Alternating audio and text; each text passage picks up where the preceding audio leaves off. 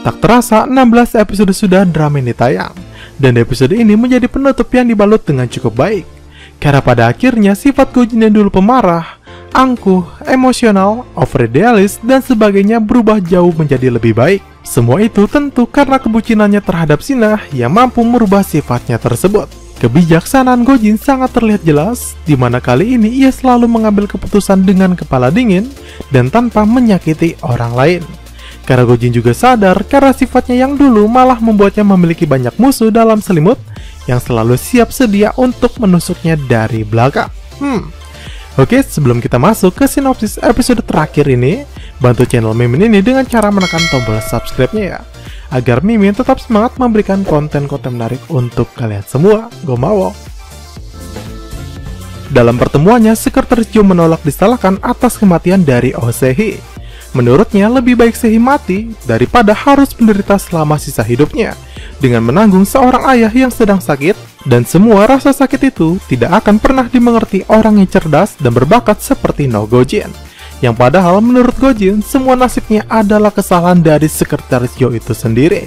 Lalu Jo Jong-ho yang emosi pun langsung berlari menghampiri Gojin untuk menusuknya.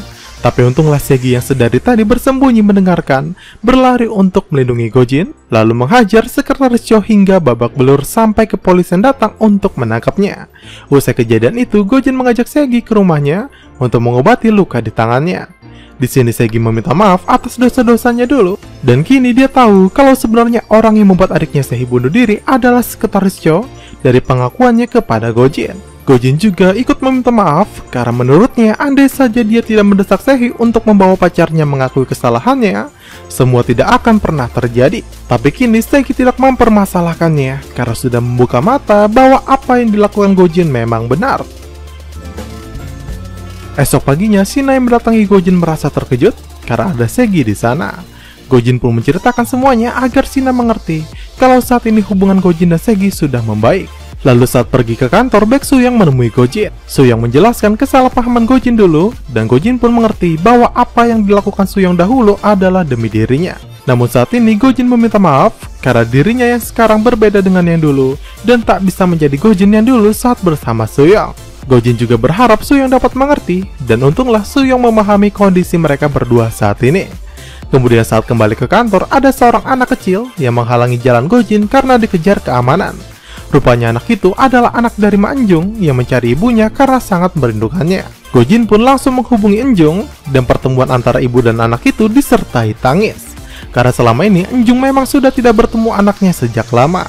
Karena Enjung terlibat hutang dengan rentenir sampai anaknya harus dititipkan kepada orang tuanya. Dan pertemuan ini selain menjadi berkah karena dapat bertemu kembali dengan anaknya, Enjung yang sebelumnya ditolak melamar kerja ke sana kemari akibat track record-nya diminta kembali bekerja di Go Top Education oleh Gojin. Nona Michelle yang sudah frustasi dengan teror mendatangi Gojin untuk meminta pembatalan kontrak kerja. Karena dia sadar dirinya tak layak bekerja di Go Top Education, karena sebenarnya dia bukan lulusan universitas luar negeri seperti CV-nya. Namun alih-alih memecat Michelle, Gojin justru meminta Michelle bertahan, karena saat ini Gojin tahu kemampuan Michelle memang layak menjadi pengajar di sana. Namun tetap atas kasus pemalsuan pendidikannya, Michelle harus mengakui di depan para muridnya agar tidak ada lagi yang harus ia rahasiakan. Setelah itu, Gojin menemui Pak Kim dan juga Pak Gong yang sedang minum bersama. Gojin meminta mereka kembali bekerja dan melupakan semua kesalahan di antara mereka, termasuk melupakan masalah Pak Gong yang sebelumnya jatuh akibat kasus masa lalunya. Namun untuk Pak Kim, Gojin tidak bisa memaksanya untuk terus bekerja, karena Pak Kim telah bulat memutuskan untuk pensiun dan menjadi petani di desa. Dan karena sudah tidak ada lagi masalah-masalah yang menghantui Gojin, kini Gojin juga sudah memutus kontraknya dengan sang detektif yang selama ini telah banyak membantunya. Karena video pengajarannya viral, Shina mendapat tawaran mengajar di mana-mana, termasuk Ilpom Edu yang menawarinya menjadi instruktur. Jelas tawaran baik ini membuat Shina senang, dan dia pun melakukan negosiasi pekerjaan dengan Park Hyang-tae yang berakhir dengan penandatanganan kontrak kerja. Kabar ini memang sangat baik untuk Hyang-tae. Namun musibah untuk Gojin yang langsung ngambek kepada Shina karena telah meninggalkan dan mengkhianatinya. Namun sayang, pada akhirnya ngambeknya Gojin ini dapat dengan mudah luluh Hanya karena Shina mengatakan ucapan-ucapan manis sebagai pasangan, Gojin juga jadi berpikir dewasa dengan mengatakan bahwa dia mengerti keputusan Shina bahwa pindah ke Ilpum Edu adalah pilihan terbaik mengejar cita-citanya menjadi instruktur daripada di God of Education yang nantinya menjadi gosip kalau Shina bisa menjadi instruktur karena merupakan calon istri sang CEO perusahaan. Esok harinya Shina ditelepon oleh Suyong yang memintanya untuk bertemu. Berbeda dengan sebelumnya di mana mereka saling bersaing, kini Suyong sudah menerima semua keadaan dan memberikan selamat kepada Shina yang tetap bertahan menjadi wanita baik untuk Gojin. Lalu karena tidak ingin ada perpisahan setelah ini, Shina pun memberikan kode kepada Suyong kalau bagaimana jika Suyong menjadi kakak angkatnya saja. Karena saat pertama kali bertemu Suyong, Shina merasa sangat bersyukur wanita cantik itu memberikan perhatian kepadanya. Lalu di sisi lain, Segi menangis di depan altar abu kremasi adiknya Sehi karena ia teringat dulu memilih meninggalkan adiknya bersama ayahnya yang sakit untuk pergi ke Amerika, di mana itu dilakukan bukan murni karena ingin belajar di sana, melainkan karena Segi menghindari menanggung beban terhadap ayahnya. Lalu tiba-tiba Gojin juga hadir di sana dan mengajak Segi untuk sekedar membagi beban hidupnya. Gojin meminta Segi untuk kembali bekerja di God of Education karena menurutnya God of Education ada yang kurang tanpa kehadiran dua saudara angkat tersebut.